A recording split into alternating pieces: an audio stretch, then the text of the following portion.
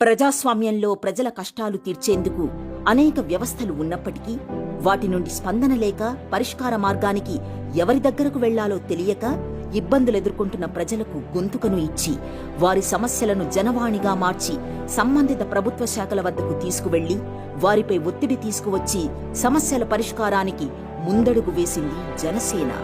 అదే జనవాణి. ప్రారంభించడానికి ఒక ఆడపిల్ల నా దగ్గరికి వచ్చి మా ఇల్లు బదులు కొట్టేసి వెళ్ళిపోమని చెప్పారు. కనీసం మాకు సరైన ఆల్టర్నేట్ వసతి కల్పించలేదు అని నాకు కంప్లైంట్ ఇచ్చింది. చెల్లెల యొక్క ఆవేదనే జనవాణి కార్యక్రమానికి శ్రీకారం చుట్టింది.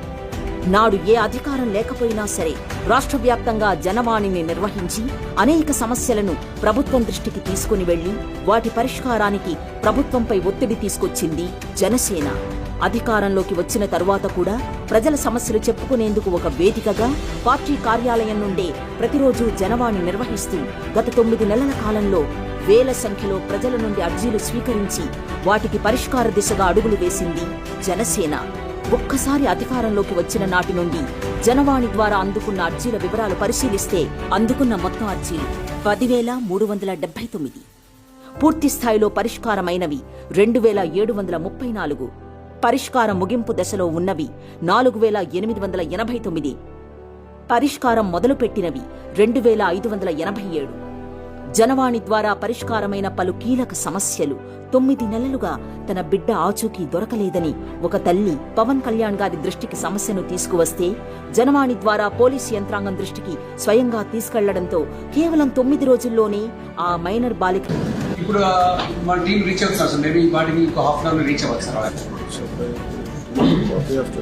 రేపు వచ్చేస్తారు సార్. రేపు మార్నింగ్ బై నా ఉద్దేశం 11 లోపు 12 లోపు వచ్చేస్తారు సార్. అక్కడ లోకల్ పోలీసులు హెల్ప్ చేశారు సార్. మన సైబర్ క్రైమ్ టీం కానీ మన లా అండ్ ఆర్డర్ టీం కానీ చాలా హెల్ప్ చేశారు సార్. బాగా గట్టిగా చేశారు సార్. పూర్తిగా ఈ వారం దీని మీదకి వచ్చినారు sir. Thank you, sir. Thanks for reacting very swiftly, sir. Thank you, sir. ఆర్థిక సమస్యలతో మెడికల్ సీట్ వచ్చినా సరే చదువుకు ఇబ్బంది పడుతున్న మన పిఠాపురం విద్యార్థినికి 4 లక్షల ఆర్థిక సాయం అందించిన శ్రీ పవన్ కళ్యాణ్ గారు అంగవైకల్యంతో బాధపడుతున్న మహిళకు ట్రైసైకిల్ అందించి వారికి ఆసరా కల్పించడం జరిగింది.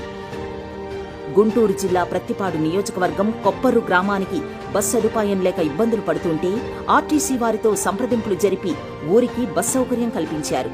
మెడికల్ ఉద్యోగులు జీతాలు రాక ఇబ్బందులు పడుతున్న విషయాన్ని తెలుసుకుని 3 రోజుల్లోనే వారికి పెండింగ్ జీతాలు విడుదల చేయించారు.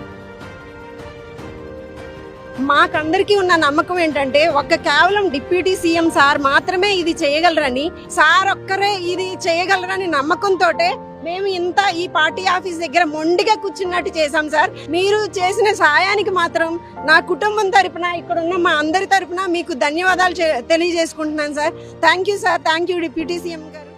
పిఠాపురంలో వృద్ధురాలి స్థలం సమస్య, దివ్యాంగుల సమస్యలు, లా అండ్ ఆర్డర్, లీగల్, అభివృద్ధి, ఉపాధి వంటి ఎన్నో వేల అంశాలపై సమస్యల అర్జీలు స్వీకరించి వాటి పరిష్కారానికి తన గళాన్ని జోడించి ప్రజా సమస్యల పరిష్కార వేదికగా నిలిచి జనవాణి జనసేన భరోసా అంటూ ప్రజలకు ధైర్యాన్నిస్తూ అండగా నిలిచింది జనసేన. జై జనసేన, జై జై జనసేన. జనసేన మీ సేన, సామాన్యుల సేన, మన భారతదేశపు సేన.